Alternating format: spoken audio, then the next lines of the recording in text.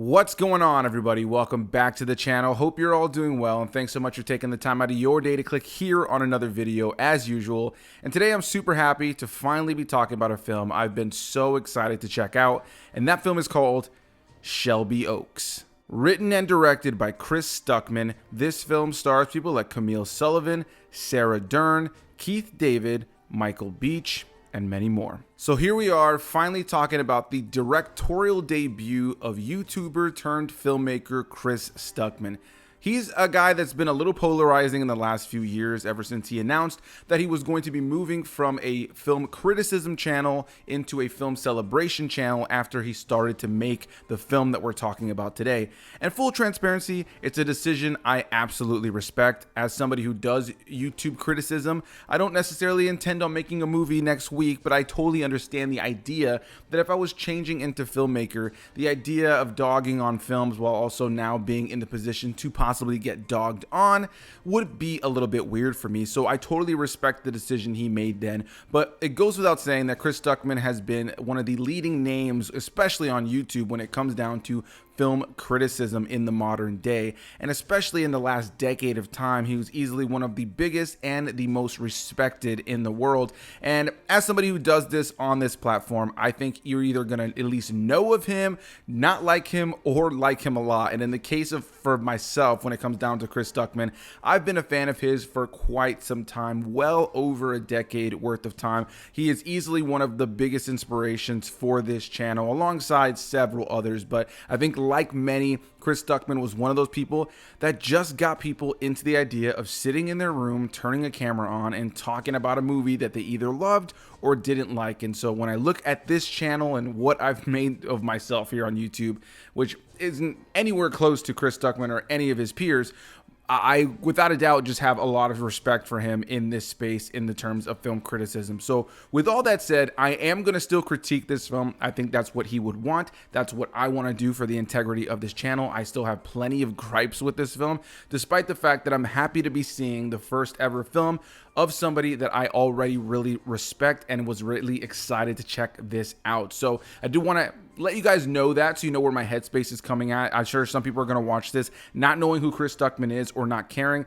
I am watching this as a fan of his who was rooting for him with this film. So as usual though, let's get into what this film is all about, and then we'll get into my thoughts on the film.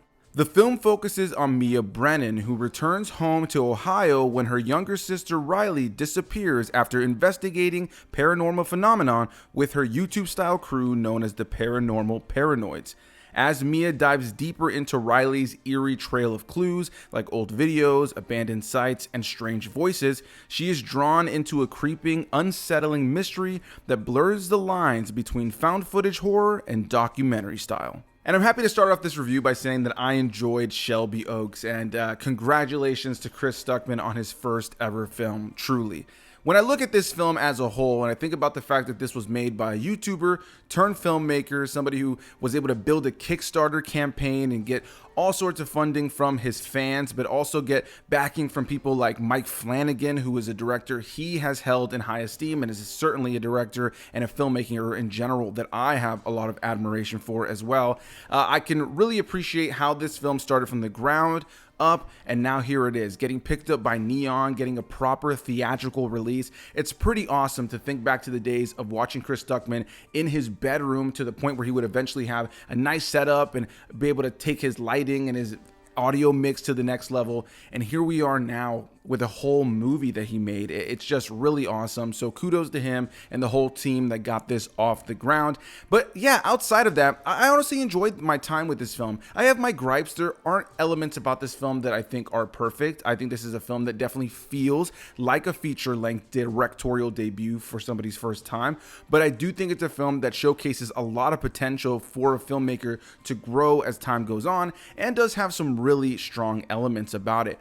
In terms of filmmaking overall, I think it's a competently strong made film. The cinematography is solid, the lighting in the film is solid, there's a good use of visual effects in the film and practical effects throughout the course of the film as well. There's some great eerie moments in the film, and visually there are some really cool elements to the film that I do think add to the atmosphere and creep factor in the film, especially around a supernatural being that you see very sparingly over the course of the film, but you definitely want to see more of that being. It was a cool visual, it was eerie, it was creepy, and I think, in general, when I look at Shelby Oaks, I think this is a very well-made film, especially keeping in mind the lower budget in comparison to a lot of bigger budget horror films of the modern day. And outside of the filmmaking side of things, the performances in the film are really solid, with Camille Sullivan, who playing Mia, being without a doubt the standout of the film, as you would hope, as she is the main character that the film really focuses on. But you really buy into her immediately as this girl who's just absolutely crazy about finding her sister. She's the one person who has not given up on the notion of her sister being out there somewhere, and so when she gets even the slightest little bit of new information to send her in a new direction, she doesn't even care about getting the police involved. She doesn't care about getting anybody else involved. She is willing to put her life on the line and go into scary situations on her own to try to save her sister, which in a lot of ways definitely creates a character that you as a viewer is just thinking like, are you crazy? Why would you do that? But I do think that the character of Mia is compelling, and that's all thanks to Camille Sullivan's performance. I think she's great in the role, and beyond her, also the actress who plays Riley, the missing sister, Sarah Dern, I thought she was great, and everybody else in the film for the most part is pretty solid, but this is a film that primarily focuses on Camille Sullivan, so I really want to give her majority of the praise when it comes down to what works in this film on a performance level and believing and rooting for our main character. She is absolutely carrying majority of the weight of this film and the script on her shoulders. And so yeah, when it comes down to overall filmmaking, when it comes down to the central performance in the film, I think this is a really solid film that definitely keeps you engaged and kept me engaged and builds a great sense of atmosphere and eerie, creepy tone. With all that said, narratively, it's a little hit or miss for me. The earlier part of the film is mostly documentary style, kind of setting things up. It's kind of a longer cold open to the film before we actually get into the more, traditional narrative-based cinematic portion of the film. And a lot of that earlier part of the film was very talky. There is a lot of information being thrown at you as an audience member to catch you up to speed and to make the missing person's case here feel very realistic. And on one hand, I really enjoyed that because it puts you in that headspace for sure. It did feel very much like a documentary, but it did feel overall, when I look at the entire picture now, that there was a lot of the film that heavily relied on exposition, and not only in that documentary section in the very earlier part of the film, but also as Mia starts to uncover things later on. A lot of the film relies on her looking over images, looking over footage, finding something that you were probably not going to see on the first pass of her seeing it, then eventually zooming in on it, and then a sequence where she's telling somebody like her husband, for instance, all the information that she's just uncovered, mostly for the purpose of definitely getting the audience on board for what's going on, what she saw, what she learned going through all of this evidence. And so it is a very heavy exposition film at times, especially in the earlier part of the film. However, once it gets out of that and she gets to go on this adventure looking for her sister, that's where the film definitely leans more into some of the creepier elements of this film, especially some of the creepier visuals of the film.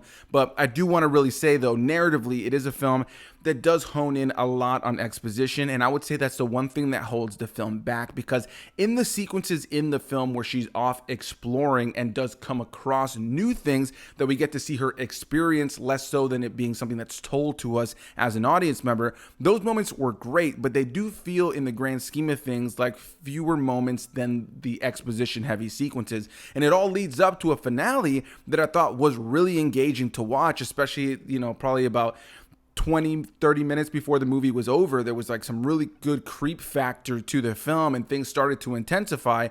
And then this led to a finale, final moments that I was a little hit or miss on. I do feel like there are elements about the way that the film wrapped up that did feel a little bit rushed. I like the very final moments of the film, like the last 45 seconds, last minute and a half, I would even say. I thought that wrapped up the story pretty well, but there's like a 5 or 8 minutes before that I think kind of started to speed through things a little bit too quickly.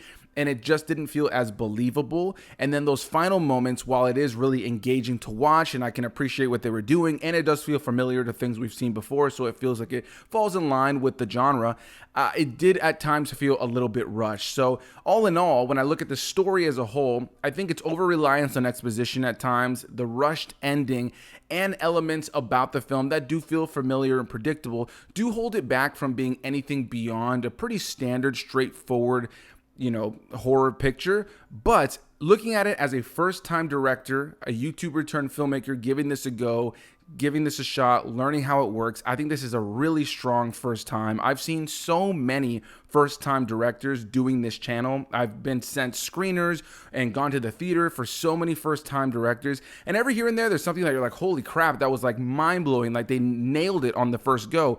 But more often than not, it can be a little bit of a mixed bag or not so great. There are so many movies I've covered of first-time directors that I have not liked, and so for a director like Chris Stuckmann to come out with this as his very first time, I think it's really solid. The atmosphere was there, the look, the feel of it, the performances were there, the world building of it all was there. The concept is definitely brought to a full conclusion by the time the movie was over.